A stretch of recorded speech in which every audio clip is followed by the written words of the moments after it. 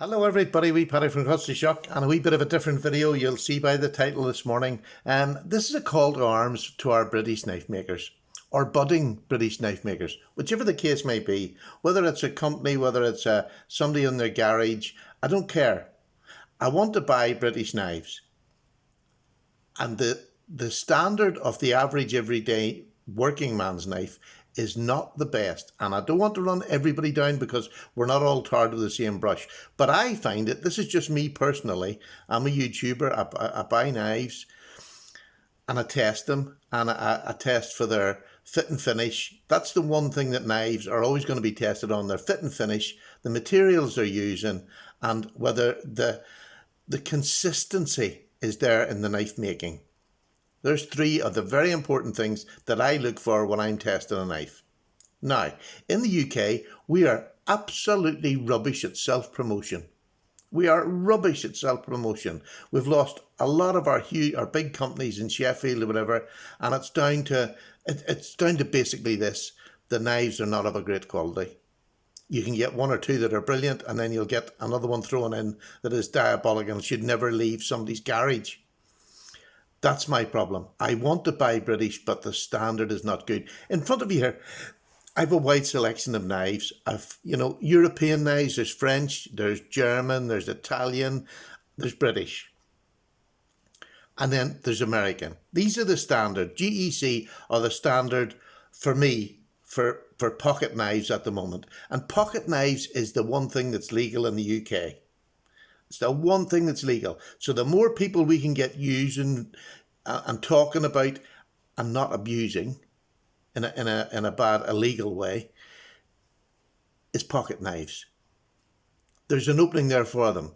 I know enough people in this community in the UK and Europe who are always screaming out for a half decent knife at a half decent price, and they would rather buy local for maybe their work knife, for their everyday use knife, their EDC. I love my GEC. I will never stop collecting these. I love them because they're able to do it because they've had years and years of experience, but also their CEO makes sure that nothing leaves the factory, or very, very few. For the amount that they get out, you would very, very rarely get a bad knife, and they will stand over them if they are bad. That's why GEC for me is my favourite. Now, they come from a basic micarta handled. There it is, just a basic work knife. There's nothing overcomplicated in that. It's just a good basic work knife.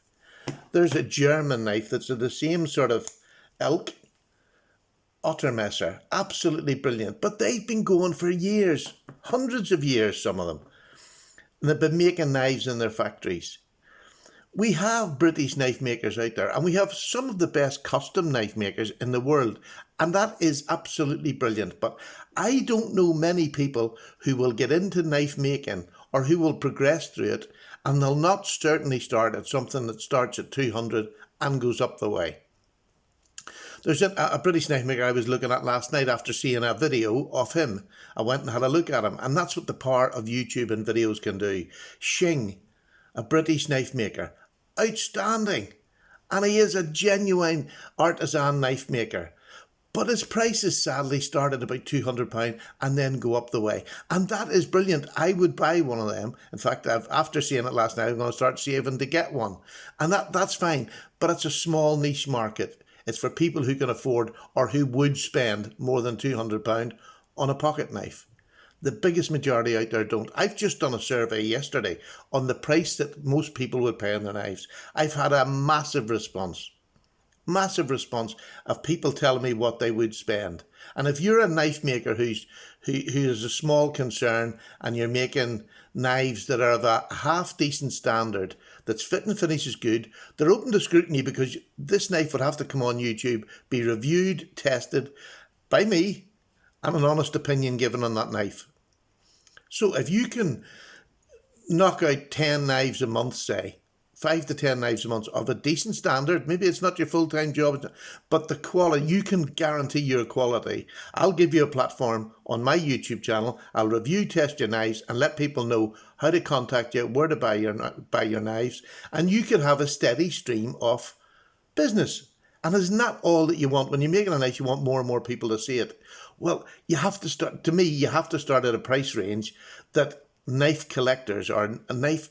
Look, we're on YouTube. There's an awful lot of people who are knife collectors, knife users, but they don't have the money or they don't want to spend that much money on a high-end custom. And that's fine. My survey just proved that there's very few on my circle of people, and it's taken over an average of, say, 6,000 subs that I have, that are going to spend more than £150 on a knife. They're not going to do it unless it's something really special. So this is where we have to get it in. I know handmade knives are going to cost more. Don't worry, I'm not asking you to knock me out a £20 knife, but I'm asking you to knock me out a knife at a fair price. It's maybe got a wooden handle, a bone handle, it's a slip joint. It has a half decent steel. And when I say half decent, let me throw something out there. If you can make a knife with a steel, not C70, I'm tired of British knife makers using cheap C70, and that's what it is. It's cheap, it's easy for it to heat treat and get out. It's no good. People just don't want it. They want a better tool steel if that's what you want to go for, or a Swedish 12C27. But I'm trying to promote British steel. So if it's a carbon steel, make it a half decent carbon steel. Make it a well heated carbon steel, but make it decent. I want a decent knife, and I want to review a decent British knife that's out there. Look, Americans and people around the world, Canadians, they would buy a British knife if it's at a half decent price and half decent materials. We don't need all the fancy stuff like these inlays. The Ottermesser is an amazing company and they have years of experience. I don't expect that from somebody who's making in a small factory or a shed or whatever. I just want to expose British knife makers and show what they can do for a half decent price. And like when you're talking £100, say, that's a half decent price for most people. And especially after this coronavirus and a lot of people are going to be out and work, people are want to get something that they're going to spend. Maybe this person will only buy one. Hopefully he'll not. Hopefully we'll be attracted to you and will buy as your knife production increases or your standard increases, or maybe you do customs on the side, whatever. I just want everybody to have a go. We need to advertise more in the UK. And the advertisement need people who are willing to step up the plate and put their knives on the market and say, here's what I can do for you. What do you think of it? And a YouTuber like myself, I am not technically inept. I am technically inept, but I do know what I like in a knife, and I do spend an awful lot of money on knives. I have over 200 knives. I spend a lot of money on knives. But so do my subs. And as my channel grows and as we get exposure, the more people are going to get into it. And that's what we have to do, is advertise British.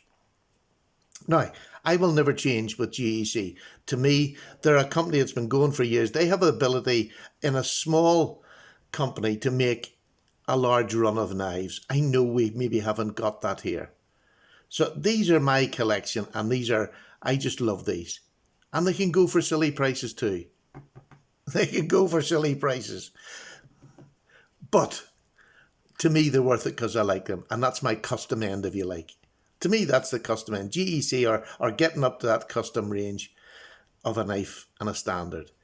I'm looking for UK knife makers can make just a good knife in wood and British oak. If you're going to use, British, woods and whatever, all the better. All the better. Use British and let's promote them. But so many of the British knife companies who are making knives, and they'll make some that are brilliant and the fit and finish is brilliant, but then they let themselves down because then they let a clatter out that are below par and put people off. And believe you me, this is the honest bit, and this is what, if it's going to put you off, then I'm flogging a dead horse. If your fit and finish drops after we promote your knife, I will come back and say, sorry, fit and finish has dropped. I've been told, I've been shown, or somebody sends me a knife to put back in the channel to show what they got.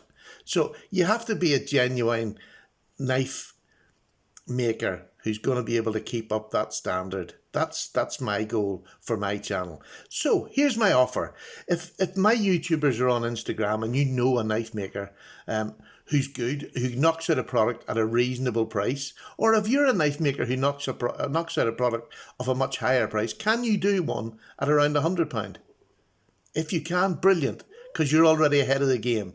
You're not going to step down. Your fit and finish is going to be good because you want your custom knife to get a good recommendation. If you can knock one out around £100, brilliant. Let's do it. Let's get together and do it. Let's promote your abilities and your talent. Let's get it out there. So here's my offer to British knife makers.